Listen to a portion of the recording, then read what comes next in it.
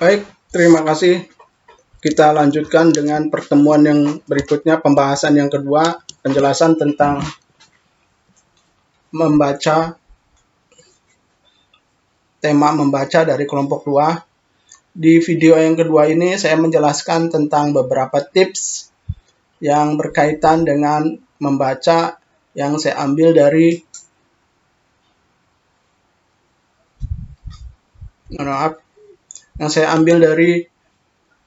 bukunya Hernowo, Andaikan Buku Sepotong Pisang.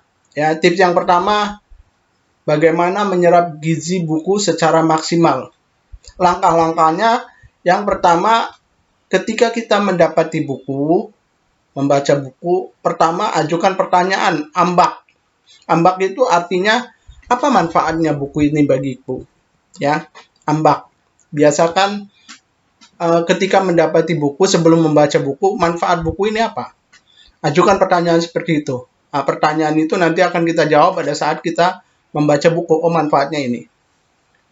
Yang kedua, ketika kita mendapati kata yang tidak dipahami, jangan kita lewatkan. Kita cari dulu maknanya apa. Ya, supaya ketika menemukan kata itu lagi, kata yang tidak kita pahami lagi, kita tidak tersandung. Artinya proses pembacaan kita tidak tersandung ke gangguan dari kata yang tidak kita pahami tadi, ya. Sehingga ini akan menyulitkan kita ketika memahami sebuah bacaan. Jadi usahakan kita cari kata yang agak kesulitan memahami maknanya, cari dulu itu artinya apa. Kemudian langkah yang ketiga, mengambil jeda. Jangan biasakan untuk terus membaca, ya. Kita ambil jeda, ya, ambil waktu sebentar, istirahat sebentar, sambil kita renungkan apa tadi yang kita baca. Melakukan aktivitas fisik, misalnya berjalan kaki atau menarik napas, sambil mengingat-ingat apa yang kita baca. Langkah yang keempat, mengikat makna. Mengikat makna artinya membuat catatan. Apa yang tadi kita sudah baca, kita buat catatan kecil. Ya, ini fungsinya untuk membuat pikiran kita, otak kita, memori kita menjadi lebih terasa. Langkah yang kelima, jangan berhenti bertanya pada diri sendiri. Maksudnya setelah membaca itu, kita berdiskusi dengan diri sendiri. Apa tadi yang sudah kita baca? Apa tadi yang sudah saya baca? Kira-kira saya nyambung nggak dengan bacaan tadi? Ya. Nah, yang terakhir, yang keenam adalah proses pembacaan secara multi indrawi. Kita membaca ulang sambil merasakan bagaimana sensasi pada saat kita membaca. Ya, ini agak sulit memang langkah ke-6. Jadi itu tentatif, ya. Boleh dilakukan, boleh tidak. Kadang-kadang kita malas membaca, biarkan aja. Untuk jangka waktu tertentu kita biarkan aja dulu dan melakukan langkah ke-6. Tips yang kedua, membaca kreatif. Membaca kreatif maksudnya dari mana mesti kita mulai membaca, ya. Ini yang biasanya kalau kita berada di toko buku, kemudian tertarik dengan buku, kita lakukan tips yang kedua itu, membaca kreatif.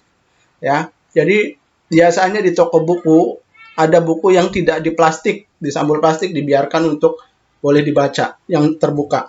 Nah, di situ kita bisa membaca dengan cara pertama membaca dari bagian belakang. Bagian belakang itu biasanya semacam resensi, semacam penjelasan isi dari bacaan, ya.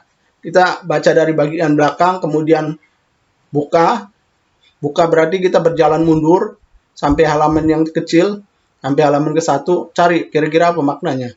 Ya, sekilas saja. Kemudian kita juga bisa melakukan teknik membaca secara acak, buka halaman dari mana aja kita lihat. Jadi tidak harus berurutan. Yang terakhir, kita usahakan mencari unsur pembangun, ya, dari buku itu atau daging buku. Dari mana kita dapat?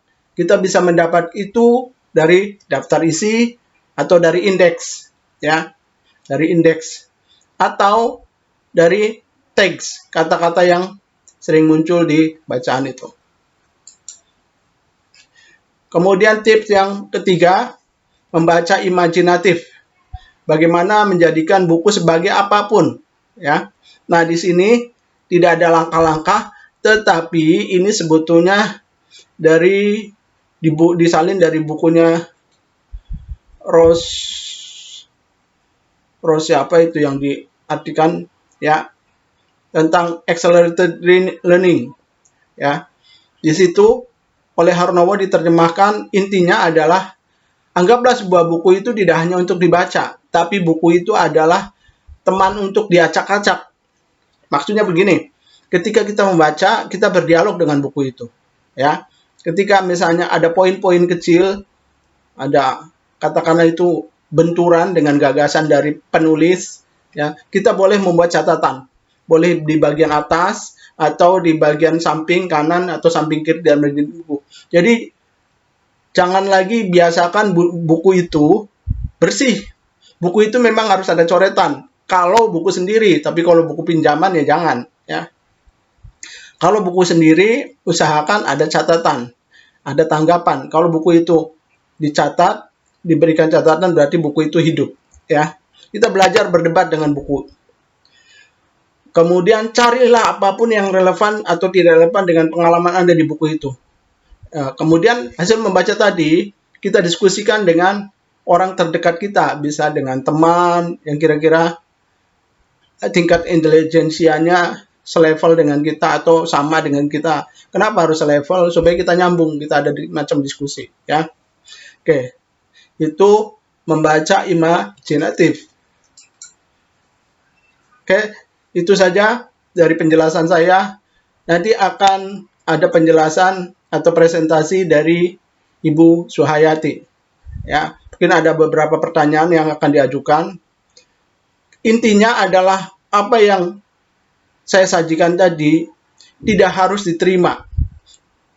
Orang pintar adalah ketika nyambung dengan diri kita, lakukan. Kalau tidak nyambung, buang, tolak. Ya, sekian presentasi dari saya. Terima kasih. Assalamualaikum warahmatullahi wabarakatuh.